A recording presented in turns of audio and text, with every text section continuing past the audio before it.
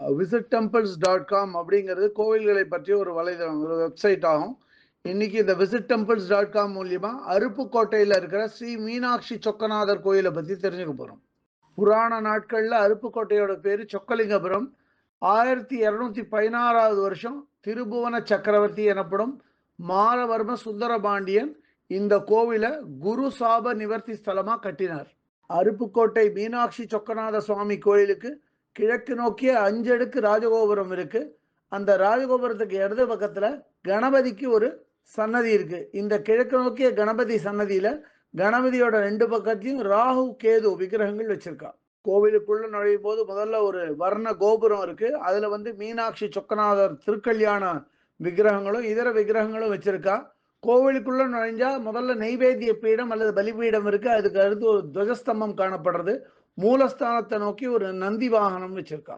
பக்தர்கள் மூலஸ்தானத்துக்கு போறதா இருந்தா 5-6 படி மேலே ஏறிதான் போனோம்.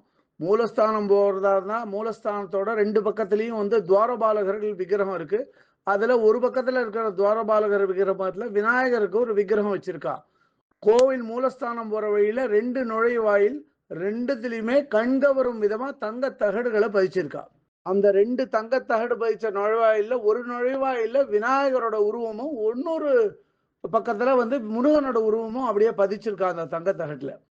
கிழக்கு நோக்கிய மூலஸ்தானத்துல ஸ்ரீ சொக்கநாத சுவாமி பக்தர்களுக்கு சிவலிங்க வடிவமா காட்சி தரார். அதற்கு பக்கத்திலேயே ஒரு நடராஜர் சன்னதி இருக்கு. நடராஜர் சன்னதியில நடராஜர் சிவகாமி அம்பாளோட சேர்ந்து காணப்படுறார். இந்த சன்னதியில என்ன விசேஷம் அப்படின்னா, நடராஜர் நுழைவாயில் மட்டும் இல்லாம அந்த சன்னதியோட உட்புற சுவர்கள்லயும் தங்க தகடு பதிச்சிருக்கா. பார்க்கறதுக்கு அவ்வளவு கண்கவரும் விதமா இருக்கு. 2 பேரையும் பார்க்கறதுக்கு 2 பேர் சன்னதிக்கும் முன்னாடி பதஞ்சலி முனிவருக்கும் வியாக்கிரபாதருக்கும் விக்கிரகங்கள் வச்சிருக்கா.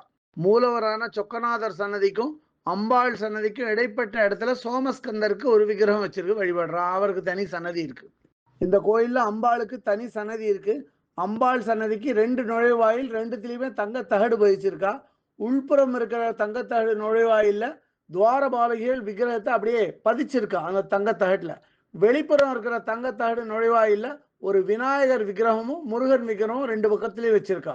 இங்க அம்பாள் கிழக்கு நோக்கி காணப்படுறா. அம்பாளோட பேரு ஸ்ரீ மீனாட்சி அம்பாள் அல்லது அருந்தவ நாச்சியார்னு பேரு.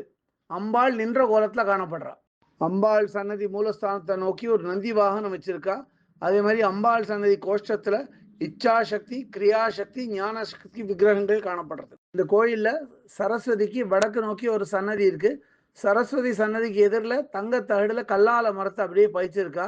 கோஷ்டத்தை சுத்தி தக்ஷாமூர்த்தி, லிங்கோத்பவர் எனப்படும் அண்ணாமலையார், துர்கை, லக்ஷ்மி, சண்டிகேஸ்வரர் மற்றும் வல்ல சித்தரோட விக்கிரகங்கள்லாம் வச்சிருக்கா. தக்ஷாமூர்த்தி விக்கிரகத்துக்கு எதிரில் தங்க தகடுல அப்படியே சப்தமாதாவை பதிச்சிருக்கா. பார்க்கறதுக்கு ரொம்ப கண்கவரும் விதமா இருக்கு. கோயிலோட வெளிப்பிராகாரத்துல வடக்கு நோக்கி 63 நாயன்மார்கள் விக்கிரகம் இருக்கு. கிழக்கு நோக்கிய விநாயகர், காசி விஸ்வநாதர், விசாலாட்சி, நாகதேவதைகள், அப்புறம் வள்ளி தேவசேனா சமேத சுப்பிரமணியர், இவாளுக்கெல்லாம் கிழக்கு நோக்கிய விக்கிரகங்கள் இருக்கு. துவஜஸ்தம்பம் பக்கத்துல ஒரு நவகிரக சன்னதி இருக்கு. மூஞ்சல் மண்டபமும் வச்சிருக்கா. அதே மாதிரி மேற்கு நோக்கிய சன்னதியில காலபைரவர் காணப்படுறார். இவர் ரொம்ப முக்கியமானவர் ஆவார் இந்த கோயில்ல.